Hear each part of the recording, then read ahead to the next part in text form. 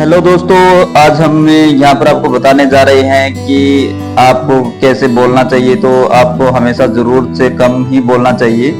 आज हम विचार प्रकट करेंगे यहाँ की लोगों को शब्दों से प्रभावित करने की कोशिश ना करें। आप जितना ज्यादा बोलेंगे उतना ही ज्यादा साधारण नजर आएंगे और आपका नियंत्रण उतना ही कम होगा। अगर आप अपनी बात को अस्पष्ट, गोलमोल और अजीब रखेंगे तो आपकी निरस बात भी मौलिक लगेगी। सशक्त लोग कम बोलकर प्रभावित करते हैं और रोबदार दिखते हैं। इस बात का ज्यादा संभावना होती है कि ज्यादा बोलते समय आपके मुंह से कोई ना कोई मूर्खतापूर्ण बात निकल ही जाएगी।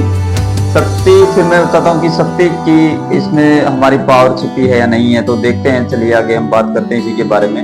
शक्ति कई मायनों में दिखावे का खेल है। जब आप जरूरत से कम बोलते हैं तो आप हमेशा वास्तविकता से ज्यादा महान और शक्तिशाली नजर आते हैं। आपकी चुप्पी से दूसरे लोग परेशान हो जाएंगे।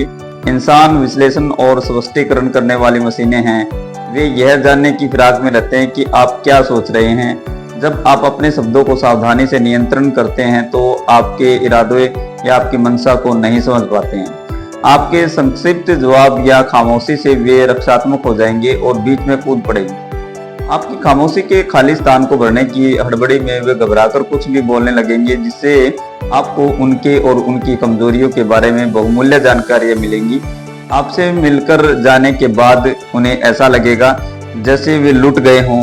घर जाकर वे आपके बारे में शब्द पर गहराई से विचार करेंगे। आपकी संक्षिप्त टिप्पणियों पर जब लोग अतिरिक्त ध्यान देंगे तो इससे आपकी शक्ति तो बढ़नी ही है। युवावस्था में चित्रकार एंडी वारहोल को यह समझ में आ गया था कि लोगों से बात करके उनसे अपना मनचाहा काम करवाना असंभव है। बातों से लोग आपके खिलाफ हो जाएंगे, आपकी इच्छाओं के विपरीत काम करेंगे और अपने दुष्ट स्वभाव की वजह से आपकी अवज्ञा करेंगे। उन्होंने एक मित्र से एक बार कहा था कि मैंने यह सीखा कि जब आप चुप रहते हैं तो दरअसल आपके पास ज्यादा शक्ति होती है। बाद के जीवन में वारहोल ने इस तकनीक का इस्तेमाल बहुत अच्छी तरह किया। इंटरव्यू में भविष्यवाणी की तरह बहुत संक्षिप्त वाक्य बोलते थे। वे कोई जटिल और रहस्यमयी बात कह देते थे और इंटरव्यू लेने वाला इस उद्देश्य में रहता था कि इसका न जाने क्या मतलब होगा। वह सोचने लगता था कि वारहोल के अर्थहीन दिख रहे वाक्यों के पीछे कोई गहरी बात छिपी होगी। वारहोल अपनी पेंटिंग्स के बारे में कभी बातें नहीं करते थे।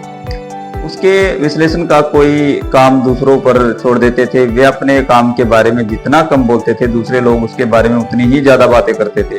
और जो लोग उसके बारे में जितनी ज्यादा बातें करते थे, वारहोल की पेंटिंग्स उतनी ही ज्यादा महंगी दिखती थी। तो जरूरत से कम बोलकर आप अपनी शक्ति का नाटकीय को बहुत ज्यादा बढ़ा लेते हैं। इसके अलावा आप जितना कम बोलेंगे, आपके मुंह से कोई मूर्खतापूर्ण या खतरनाक बात निकलने का जोखिम भी उतना ही कम होगा।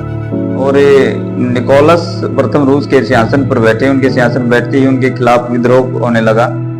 यह विद्रोह उदारवादी कर रहे थे जो आधुनिकीकरण की मांग कर रहे थे। वे चाहते थे कि रूस में यूरोप के बाकी देशों की तरह उद्योग धंधे और इमारतें बने। दिसंबर के विद्रोह के नाम से मशहूर इस विद्रोह का निर्ममता से दमन करते हुए निकोलस प्रथम ने विद्रोही नेता कॉनरेडी रेलेवे को मृत्युदंड देने का निर्देश दिया।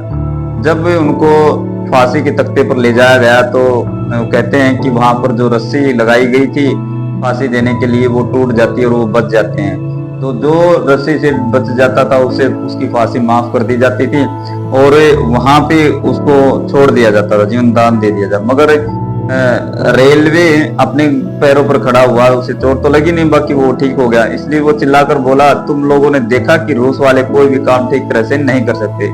यही संदेशा राजा तक पहुंचा। राजा ने निराशाजनक खबर से चिंतित होने के बाद उसका थोड़ा सा उसके ऊपर रिएक्ट किया। फिर उसने देखा कि उसने जवाब जो देने भेजा था, उसने कहा कि सर, उसने ये भी कहा कि वो रस्सी बहुत कमजोर बनाती है। तो राजा ने दोबारा से रस्सी बनवा के नहीं और दोबारा से उसी आदमी को फांसी पर लटकाया।